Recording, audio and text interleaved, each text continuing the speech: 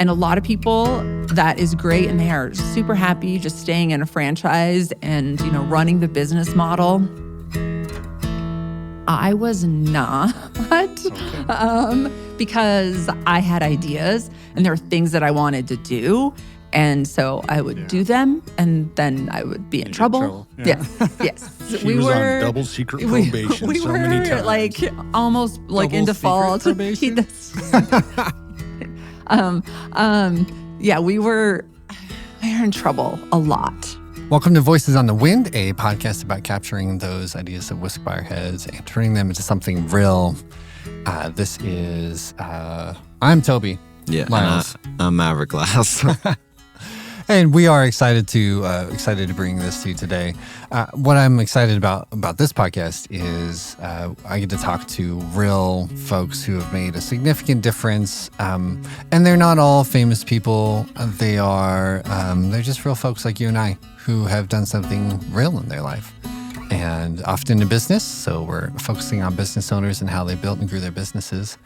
And we have an email we'd love you to join. Yeah, we do. And then VOTW.substack.com. Then we're going to just have, fun stuff, but also really helpful things that we think are applicable and sometimes not applicable. But mostly, we'll just share stuff to help you, and then maybe get some ideas for your business or stuff like that. And then we'll find out, really.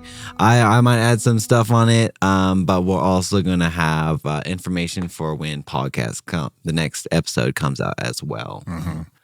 Yeah, that'd be good. So please hop on that, and we'd love to connect with you. Today, again, Jon and Renee Jelinek, two business owners who came into a small town that is hard to connect in and ended up finding community via their business. They followed their family and their passions just personally, and that helped them buy a building and start a concert venue. And it's just a really cool story about just being authentic, doing what was real to them, taking care of their family, their kid, and they built something.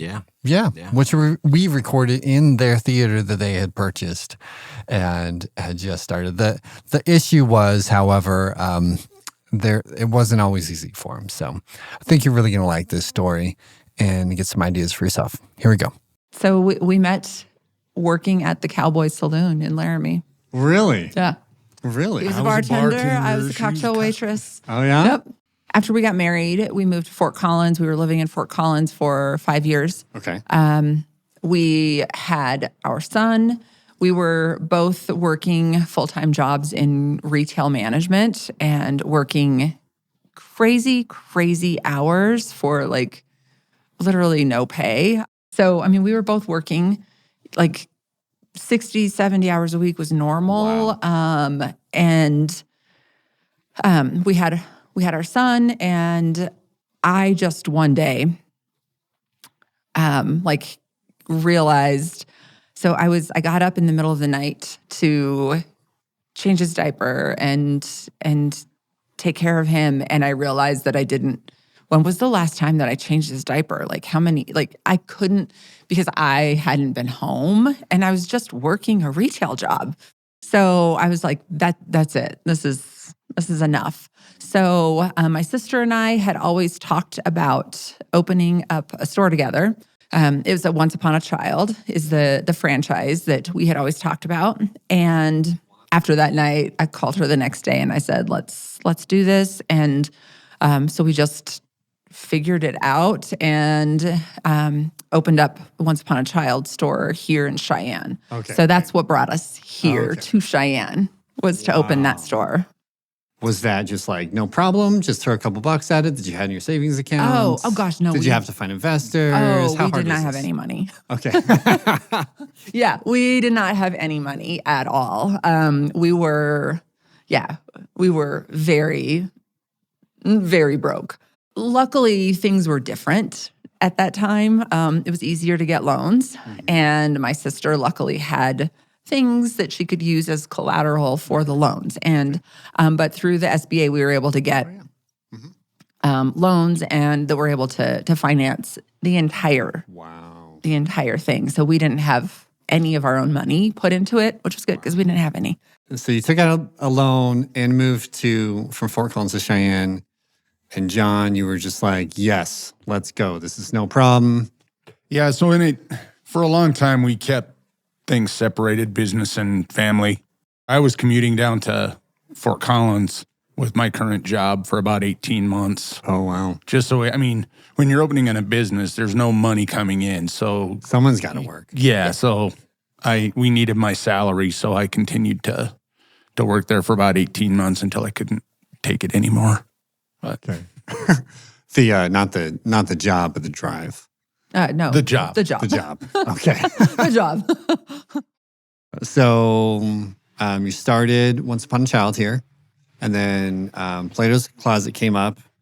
And did you have the funding from Once Upon a Child to start Plato's Closet? Yep. Okay, so that was a lot easier. So that, and then being able to get a loan, again, was much easier because we had proven ourselves now that we are, competent. How many years with Plato or with Once Upon a Child before Plato's? It had only been one. It was only, Oh my gosh. It was just over a year. Yeah, it was Speaking of making fast decisions. It was pretty quick. Yeah. Good. Yeah. So we opened up that store. It was very successful because Fort Collins is a great market. And so we wanted to do more and we wanted to open more stores, but we also knew that like having just a manager in places makes it, it's just not the same as having an owner who's in there, who's physically present in the business and working on it. And so the whole Denver territory was wide open. And so we wanted to put stores in Denver. And so we brought on a third partner. So it was someone who had worked for us at the Fort Collins store when she was in college. And she talked about she wanted to own her own store. We reached out to her, said, hey, do you still think you want to own a store? And she's like, yes, absolutely. And we're like, okay, how would you like to be our partner? And we brought her in as a third partner. And so she was our operating partner in our store in Littleton that we opened. And then a year after that, we opened another one in Colorado Springs. And then it was a few more years before we ended up opening up the Plato's Closet here in Cheyenne. After that point, then what happened? Hopefully you have some free time, I'm assuming. Maybe not. I retired from the military in 2005. Got pretty lucky because I latched on to a very coveted contractor position. In 2011, I got notified that my contract was up for rebid. They'd gone through a different company. And then I found out in October that I didn't have a job anymore. We did some soul searching. What we ended up landing on, deciding to do was starting a small nonprofit.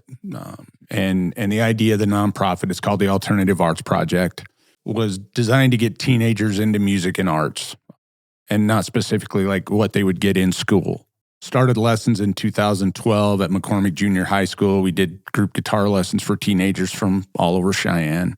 Our son really inspired that. Our son's a musician. When you don't fit the mold of the jock kid or the whatever kid, so he didn't have really a great growing up in Cheyenne. And it was music that really gave him something. Music was his thing. And so that's like where, it all of this that has started, like, came from, was taking him to concerts in other places outside of Cheyenne because there weren't any happening here.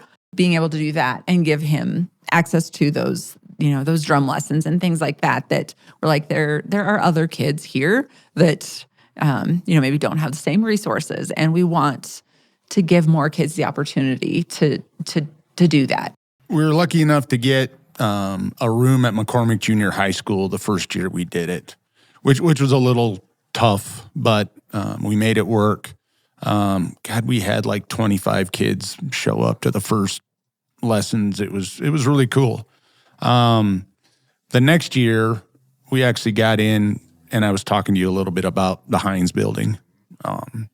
So we were able to get into the Heinz building to give our group guitar lessons. Just have to make a lot of phone calls for that, or was it just a natural connection? So that story was also because of our son. So like starting at like 12, 13, he was doing DJing gigs.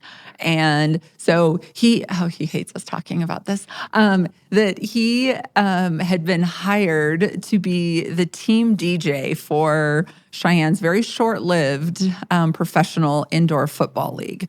It was the Cheyenne Warriors. They were only here for one season, but he was hired to be their team DJ. And like, so from that, there was like a decent amount of like publicity kind of that came out of that.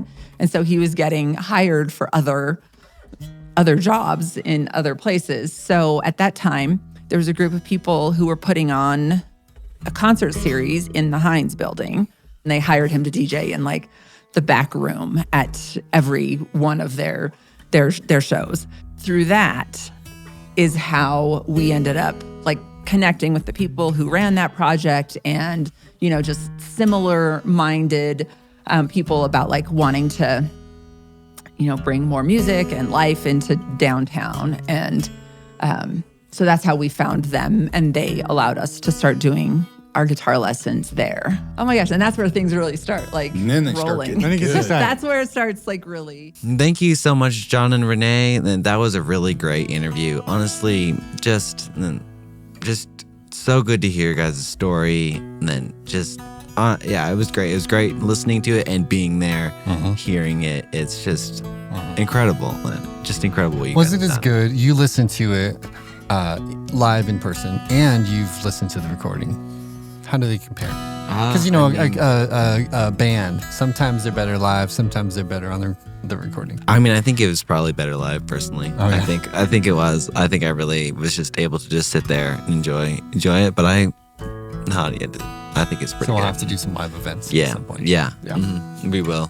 So pretty excited for the next episode. We're gonna kind of explore how they made everything, how they moved here, and how the Lincolns worked out. I mean, it did work out, but they definitely have some struggles, as we all know. COVID has had its effects. So that'll be next week, and don't forget the newsletter, and then votw.substack.com. And thank you so much for joining us today. Happy sailing.